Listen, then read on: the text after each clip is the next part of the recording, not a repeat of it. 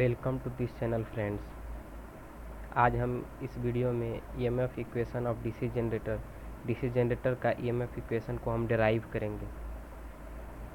तो EMF equation of DC generator, let P बराबर number of poles, जहाँ P जो है नंबर ऑफ पोल्स है, फाई जो है फ्लक्स पर पोल इन वेबर, जेड जो है total number of conductor in armature, जितना भी कंडक्टर है आर्मेचर में वो जेड से रिप्रेजेंट करेंगे।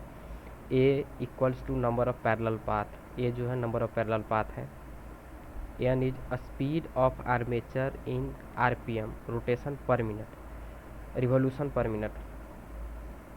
एन जो होता है वो है 1 मिनट में रोटर के द्वारा कितना रिवॉल्यूशन होता है वो। Now flux cut by one conductor in one revolution, एक रिवॉल्यूशन में जो फ्लक्स कट होगा वो होगा P into phi. Next that is change in flux क्या होगा, तो चेंज इन फ्लक्स होगा P into phi, d phi बराबर P phi. Time taken by armature conductor to complete one revolution equal to 60 by n, क्योंकि वो armature जो है वो n रिवॉल्यूशन 1 मिनट में करता है, मतलब कि 60 सेकेंड में वह n रिवॉल्यूशन करता है।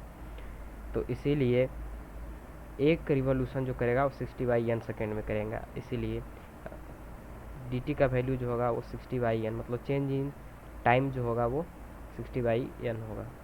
Now according to Faraday's law, average induced EMF in each conductor बराबर D phi upon D T. Average जो ईएमएफ इंड्यूस होता है प्रत्येक कंडक्टर में वो D phi upon D T होता है। इसलिए जैसा कि हम जानते हैं D phi is equal to P phi होता है और D T is equal to 60 by N होता है। अब इसी दोनों को उसमें हम पुट कर देंगे, इसको जब फिर एन को ऊपर ले जाएंगे तो पी फाई एन अपॉन 60। तब यहाँ पर से ई एवरेज पर कंडक्टर जो होगा वो पी फाई एन अपॉन 60 होगा। Since now conductor connected in series in each parallel path, E में मल्टीप्लाई हो जाएगा। Average induced EMF in each parallel path जो होगा वो Z A upon P phi N upon 60 होगा। But generated EMF in armature equals to average induced EMF in each parallel path. Generated EMF जो armature का होता है वो average induced EMF जो होता है इच पैरेलल पाथ का उसके इक्वल होता है, उसके बराबर होता है। जनरेटेड ईएमएफ इन आर्मेचर, इसका फार्मूला होगा Eg बराबर Z upon A P phi N upon 60। इसी को अरेंज करके लिखेंगे P phi N Z upon 60 A. तो बस इसी तरीके से हम स्टेप बाय स्टेप, बस ऐसे ही एग्ज़ाम में भी लिखना है, इसी तरह से इसका डेरिवेशन होता है। यही फाइनल जो एक्सप्रेशन है वो Eg बराबर P phi N Z upon 60 A यही होगा। अब इसी पर से रिलेटेड हम कुछ न्यूमेरिकल देख लेते हैं। जैसे देखिए an 8 pole DC generator have a simplex wave wound armature containing 32 coils of 6 turn each. It flux per pole is 0.06 Weber.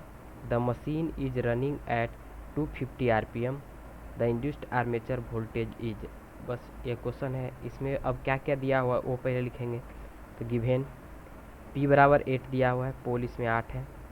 Wave binding है इसलिए ए का वैल्यू 2 होगा। वेव बाइंडिंग में हमेशा पैरेलल पाथ जो होता है वो ए क्या है, पैरेलल पाथ, और पैरेलल पाथ का वैल्यू हमेशा 2 होता है। अब जेड जो होता है नंबर ऑफ कंडक्टर होता है, तो नंबर ऑफ कंडक्टर क्या बोल रहा है, 32 कॉइल्स है और 6 टर्न है, तो 32 इंटू 6 तो इतना टर्न हो जाएगा।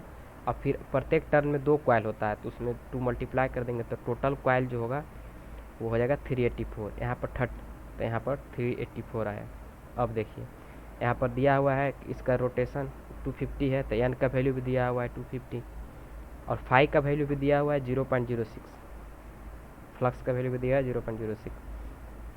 तब जैसा कि हम जानते हैं ईएमएफ इक्वेशन क्या होता है, 5pn upon 60 Z upon A. So put the all value in equation we get the EMF. यहाँ पर जब इसका वैल्यू डालेंगे, फाई का वैल्यू 0.06, पी का वैल्यू 8 और एन का वैल्यू 250 डालेंगे, जेड का वैल्यू 384 डालेंगे और यहाँ पर फिर 60 है, ए का वैल्यू 2 डालेंगे तो इसका वैल्यू जाएगा 384 आएगा। बहुत इजी है, प्रैक्टिस करिएगा आ जाएगा। नेक्स्ट क्वेश्चन देखिए, अ 4 पोल 1200 RPM DC lap wound generator has 1520 conductor. If the flux per pole is 0.01 Weber, the generated EMF is। इसमें गिवन क्या दिया हुआ है, P बराबर 4 दिया हुआ है, फाई बराबर 0.01 दिया हुआ है, A और P। यहाँ पर देखिए लैप है, तो लैप में जो होता है, लैप वुंड जनरेटर जो ही होता है, इसमें पोल और पैरेलल पाथ दोनों इक्वल होता है, इसलिए यहाँ पर A का वैल्यू भी 4 होगा और P का वैल्यू भी 4, क्योंकि P का वैल्यू 4 दिया हुआ है, इसीलिए यहाँ पर A का वैल्यू भी 4 ही होगा। ये लैप बाइंडिंग में हम लोग पढ़े हैं कि लैप बाइंडिंग में A बराबर P होता है, मतलब number of parallel path number of pole के बराबर होता है। और यहाँ पर कंडक्टर का वैल्यू भी दिया हुआ है, Z बराबर 1520, और यहाँ पर रोटेशन भी दिया हुआ है 1200। नाव EMF इक्वेशन हम लगा देंगे, फाई PN 60/Z/A। यहाँ पर से फाई का वैल्यू 0.01, P का वैल्यू 4 है और N का वैल्यू 1200 है और Z का वैल्यू 1520 है और A का वैल्यू यहाँ पर 4 है। क्योंकि A और P का वैल्यू सेम है, तो यहाँ पर फार्मूला से भी हम कर सकते थे कि A और P को काट देते, तो A और P का वैल्यू हमें पुट करने की ज़रूरत नहीं पड़ती। तो उसी के अनुसार इसको फिर अब कट करेंगे तो 304 वोल्ट आएगा। यही था मेरा सेशन। Thank you. अच्छा लगे तो लाइक करें और सब्सक्राइब भी कर दें।